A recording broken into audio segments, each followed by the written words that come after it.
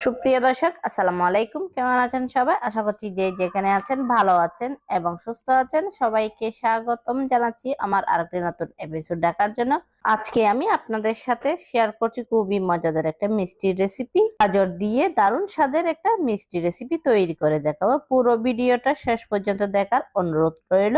আশা করছি আপনাদের কাছে আজকের এই মিষ্টি রেসিপি ভালো লাগবে। ভালো লাগলে প্লিজ আমার চ্যানেলটা সাবস্ক্রাইব করে পাশে থাকার বেল আইকনটি প্রেস করে রাখবেন, আমাকে সাপোর্ট করবেন। তাহলে চলুন শুরু করা যাক। প্রথমে আমি এখানে গাজর নিয়ে নিয়েছি। গাজরগুলো সিলে ভালো করে পরিষ্কার করে নিয়েছি।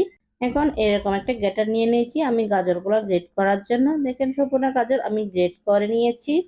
গাজরগুলো কিন্তু গ্রেট করা হয়ে গেছে। এখন এক পাশে রেখে দিচ্ছি। আমি পরের স্টেপে চলে যাচ্ছি। আমি এখানে 1 টেবিল চামচের মতো ঘি নিয়ে নিয়েছি। এখন আমি যে গাজরগুলো গ্রেট করে রেখেছিলাম সেগুলো আমি ঘিয়ের মধ্যে একটু ভেজে নিচ্ছি।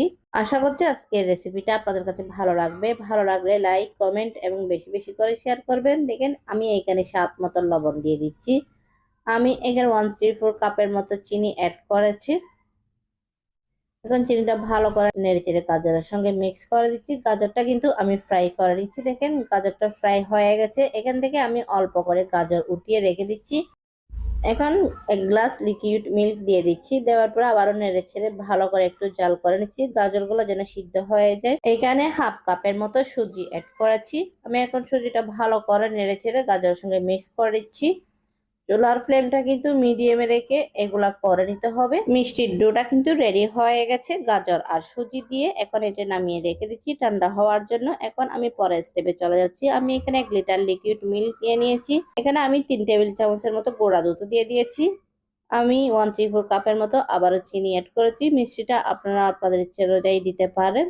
এখন আমি মিষ্টিটাকে ব্যালেন্স করার জন্য সামান্য করে লবণ দিয়ে দিয়েছি। সবগুলো একসঙ্গে ভালো করে মিক্স করে নিয়েছি। যে ফ্রাই করা গাজর আমি আগে উঠিয়ে রেখেছিলাম সেগুলো এখানে দিয়ে দিচ্ছি। দেওয়ার পর আবারও নেড়েচেড়ে মিক্স করে নিচ্ছি। দেখেন মিক্স করা হয়ে গেছে। আমি এখন ঝাল করে নিচ্ছি। আজকের এই গাজরের মিষ্টিটা খেতে কিন্তু অনেক টেস্টি। আমি অনেক সহজ করে দেখানোর চেষ্টা করছি আজকের এই রেসিপিটা। এখন মালাইটা হয়ে গেছে। এখন এক পাশে রেখে দিচ্ছি। আমি মিষ্টিটা তৈরি করে নিচ্ছি। তার জন্য দেখেন আমি এখানে ছোট ছোট বলে শেপ করে নিচ্ছি।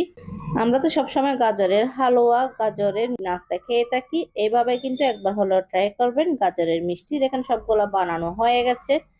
যেই মালাইটা আমি আগে রেডি করে রেখেছিলাম সেইখানে কিন্তু এই মিষ্টিগুলা দিয়ে দিয়েছি। দেওয়ার পরে আমি সামান্য করে চুলার উপর দিয়ে ঝাল করে নিচ্ছি। দেখেন 2 থেকে 3 মিনিট আমি ঝাল করে নিয়েছি। মিষ্টিটা কিন্তু রেডি হয়ে গেছে। এখন আমি আপনাদেরকে সার্ভ করে দেখাচ্ছি। দেখেন দেখতে কত লোভনীয় হয়েছে এই গাজরের মিষ্টিটা।